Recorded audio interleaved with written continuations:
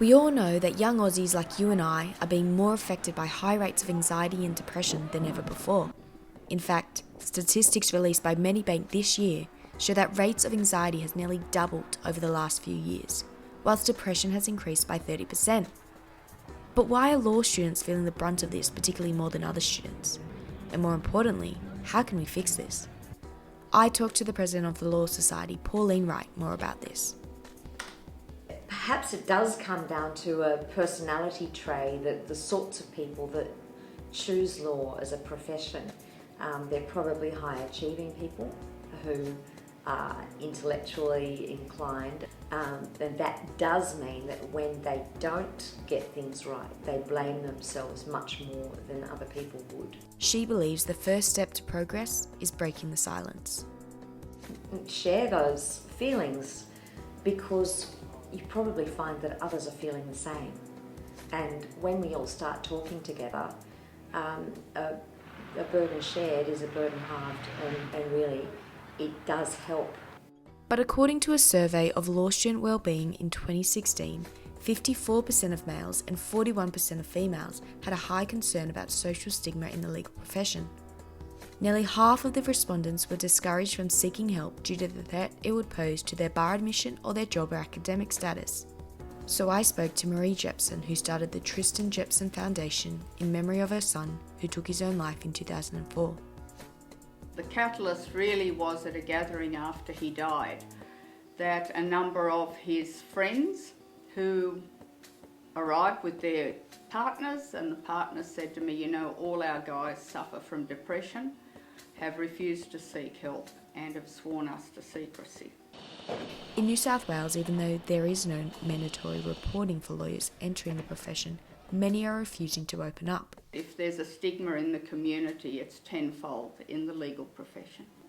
The perception has been over time that if you're suffering any kind of weakness, as it's perceived that this is a character flaw instead of an illness, so there's misinformation out there. People wonder, well, can they do the job? Because of those perceptions, people need to keep quiet.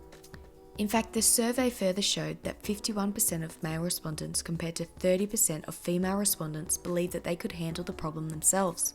Lawyers see themselves as racehorses and elite cars, and so any idea of a blemish on it is not how they see themselves.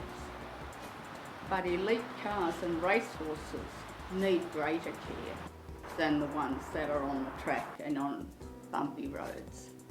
And so it's important to say this is an investment in you, rather than just saying, I need to get the CV right. My name is Wharton. Law student Daniel Wharton has felt the stigma at law school, but believes that abuse of substances is also a major problem facing law students.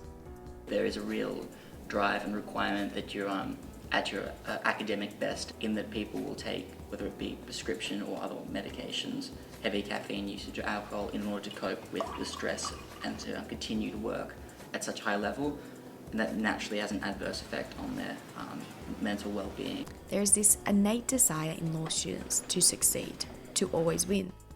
But the key to success may just be resilience. People were sort of coming to a forum in which they'd failed somewhere in their life, whether it be a subject, an assignment, anything, and the fact that everyone was coming together on that day and sort of admitting their faults, their flaws and their failings somewhat broke the stigma surrounded.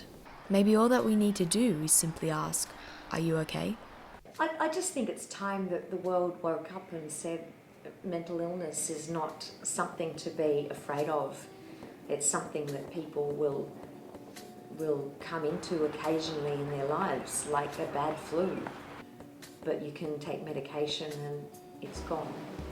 And you can look after yourself and you don't have to suffer it again.